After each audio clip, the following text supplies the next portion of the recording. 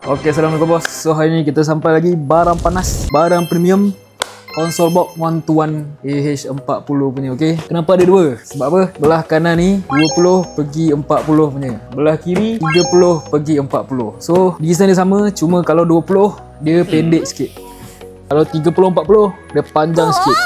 Yang lain semua sama. Ada cup holder kat sini, nampak? Ada wireless charging kat sini, ada ambient light tengok kat sini, dua-dua ada Lepas tu dia ada charging port pula, C to C dengan USB, nampak? Sama juga.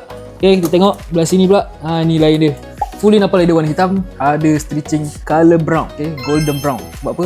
H40 kan ada color golden brown tu. Memang cun lah kalau pakai yang color ni, nampak? Cun sampai sini. Compartment dia boleh buka dua-dua side juga. Lepas tu dia ada boleh cas kat dalam. Ni ada Oppo kat sini, sini pun ada. Okay, compartment dalam, memang dalam, tengok ni.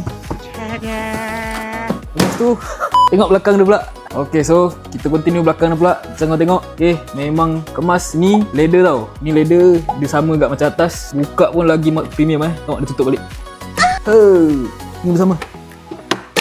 Bukan tu je. Sekarang dia punya charging port apa semua, 3-pin plug semua kat atas. Okay, lagi cun. Dulu kat bawah. Okay, nanti terpijak ke apa. So kita dah pindah kat atas. Tengok. Sama juga, 3-pin plug, Type-C, USB semua ada. Yang ni bukan aircon lah, ini design sahaja. Okay, so kalau bos-bos yang nak pasang 1-to-1 H40 punya 30-40 ada, 20-40 pun ada, boleh datang ke kedai kita.